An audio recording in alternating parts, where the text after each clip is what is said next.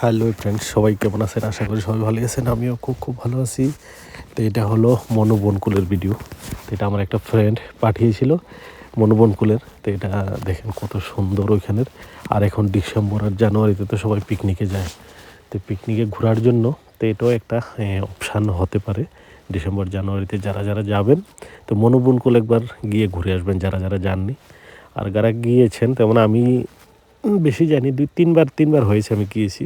দেখেন কত সুন্দর, যে পম গাছ নাকি পাম গাছ বলে এটাকে, তো অনেক সুন্দরভাবে সাজানো, কালারিং করা নিচে।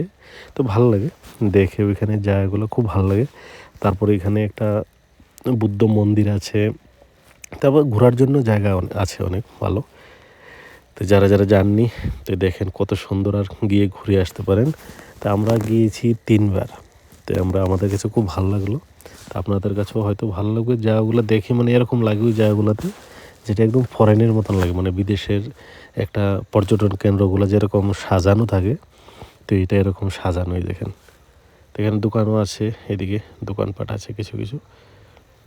তো অনেক লোক আসে, মানে এখন ডিসেম্বর জানুয়ারিতে তো ওই জায়গাগুলো ফুল থাকবে একদম, প্রচণ্ড ভিড় থাকে। এই যে দেখেন দোকান টোকান আছে অনেক।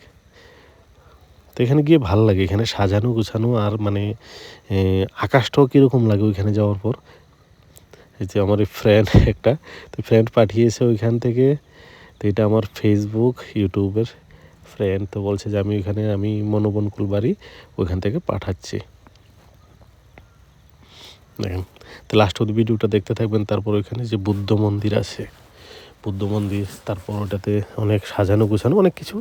তো দেখেন কোনো সময় কি পয়সা থাকবে, তো লোকের সময় থাকবে না, বয়স থাকবে না। তো এই জন্য যতটুকু সম্ভব ঘোরার বয়সে ঘোরাটা দরকার।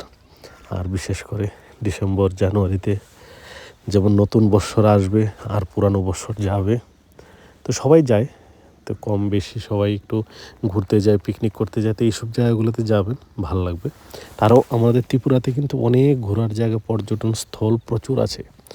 তো এইটা আজকে মনোবনকুলের দিলাম, তো অন্য দিন অন্য আরেকটা দেবো আর কি। এই যে দেখেন এখানে মানে অনেক সুন্দর জায়গাগুলো, সাজানো গোছানো খুব ভালো। আর সবাই ভালো থাকবেন, সবসময় সুস্থ থাকবেন। তা আরও নেক্সট ভিডিওতে আরও দেবো। যেমন কোনো জায়গাতে, যেমন আমরা নীরমহল আছে, তারপর আগরতলার আছে, তো অনেক কিছু আছে অনেক জায়গার। তাই দিতে থাকবো। এই যে এটা হলো বুদ্ধ মন্দিরের যে ফ্রন্টের জায়গাগুলো আর কি। তো এখানে তো অনেক সুন্দর সাজাবট, অনেক সুন্দর ওখানে গেলে বোঝা যায় যে আমাদের ত্রিপুরাতে অনেক কিছু প্রাকৃতিক, মানে যে সুন্দর, আর কিছু এরকমভাবে কিছু কিছু বানানো এরকম জিনিস আছে যেগুলো দেখে খুব ভালো লাগে।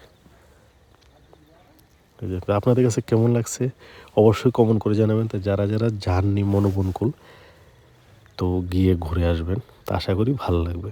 তো এটা গেলে মানে বেশি দেরি করে না, ধরেন মোটামুটি দুপুরের আগে যেতে হবে, দুপুরের আগে। তো ওই সময় সূর্যটা যে ডুবে ডুবে ভাব, বা সূর্যটা থাকলে তখন একটু ভালো লাগে যে।